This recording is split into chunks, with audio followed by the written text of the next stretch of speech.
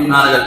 அனஸ் இப்னு மாலிக் அவர்கள் அறிவிக்கிறார்கள், ரசூலுடைய நபி மொழிகளில் இந்த நபி மொழி தான் எனக்கு ஆக சிறந்த நபி மொழி. இந்த நபி மொழியை கேட்டதற்கு பின்னால் தான் நான் புத்துணர்ச்சி பெற்றேன் என்பதாக அனஸ் இப்னு மாலிக் அவர்கள் அறிவிக்கின்றார். சொன்னால் இந்த ஹதீஸின் வழியாக அன்னை ஆயிஷா அவர்கள் சொல்ல வருவது, நாம் அவ்வப்போது நவம்பர் டிசம்பர்களிலே இயற்கை பேர்களை கண்டு பயப்படுவதை விட அதை அனுப்புவதை கண்டு வாழ்நாள் முழுக்க பயந்தால் அல்லாஹ் நம்மை எல்லா காலத்திலும் பரிபூர்ணமாக பாதுகாப்பான், எந்தவித ஆபத்துக்கு அல்லாஹ் நம்மை உள்ளாக்க மாட்டான் என்பதாக இந்த வரலாற்று சான்றுகள் நமக்கு பாடமாக படிப்படியாக இருக்கிறது. குர்ஆன்ல அல்லாஹ் பேசுவான், லஹரல் ஃபஸாது ஃபில் பர்ரி வல் பஹரி பிமா கஸபத் ஐதின் நாஸ். பூமியிலும் கடலிலும் தரையிலும் குழப்பம் ஏற்பட்டது, அது தன்னால் வந்ததல்ல, உங்களால் வந்தது என்பதை அல்லாஹ் குர்ஆனில் பேசுகிறார்.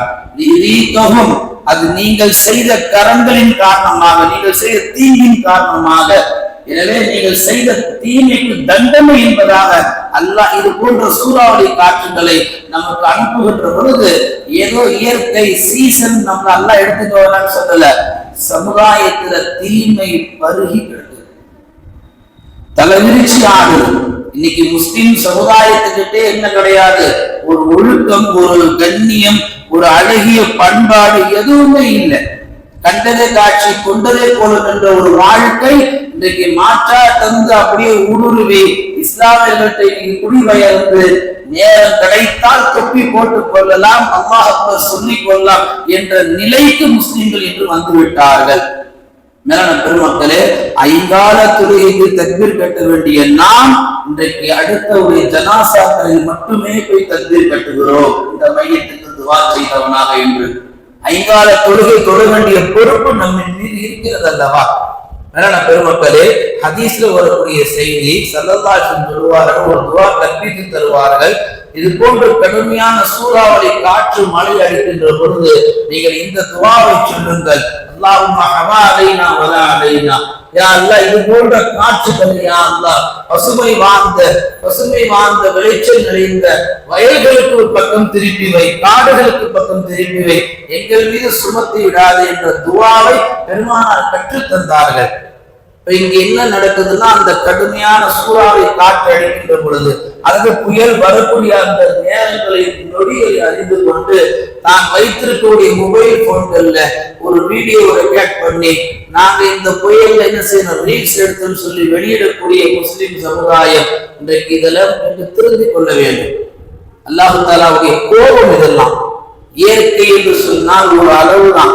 இன்னைக்கு இயற்கையை தாண்டி பாருங்க, 4-5 நாட்களா ஆக்கிரமிச்சிருக்கு.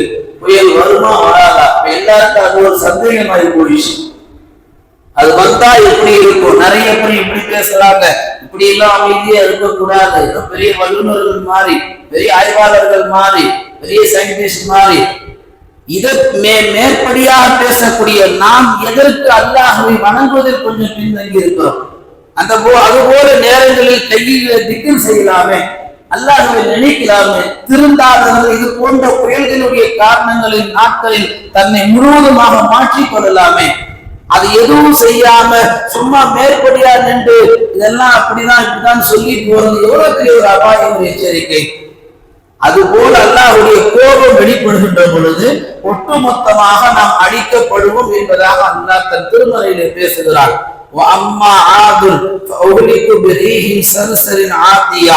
அல்லாஹ் சொல்லுகிறான், அந்த மக்களை நான் 7 பகல் 7 இரவு சூறாவளி காற்றை கொண்டு நாம் தண்டித்தோம். அதற்கு பிறகு அல்லாஹ் சொல்லுகிறான், காலை பொழுது அடைந்தார்கள், பேரிச்ச மரங்களுடைய மரங்கள் வேர்கள் விழுந்து சாய்ந்து கிடப்பதை போன்று எல்லாம் விழுந்து சாய்ந்து கிடந்தார்கள். சமூக கூட்டத்தை சேர்ந்த அந்த மக்கள் பெரும் பெரும் மலைகளை எல்லாம் தங்கள் வீடுகளாக குறைந்து கொண்டு வாழ்ந்து வந்தார்கள். அதே சாலிஹ் அலைஹிஸ்ஸலாமுடைய உம்மத்தாக இருந்தார்கள். அவர்களுக்கு குடைச்சலும் தொந்தரவும் தந்தார்கள். என்ன செய்தார்கள், அல்லாஹ்வையும் அல்லாஹ்வின் நபியை ஏற்க மறுத்தார்கள். அல்லாஹ் என்ன செய்தான், 3 நாட்கள் அவர்களுக்கு கெடு விதித்தான். 3 நாட்களில் அவர்கள் அந்த மலைகளில் தங்கியிருக்கின்ற பொழுது இதே போன்ற பேர் அபாயும் பேர் இடி முழக்கமும் சூறாவளி காற்றும் அவர்களை வந்து பிடித்தது என்பதால் தன் குர்ஆன் அல்லாஹ் தஆலா பதிவு செய்து பேசுகிறார். நீங்க கவனிச்சு பாருங்க, நம்மள போல சாதாரண 6 அடியில கிடையாது.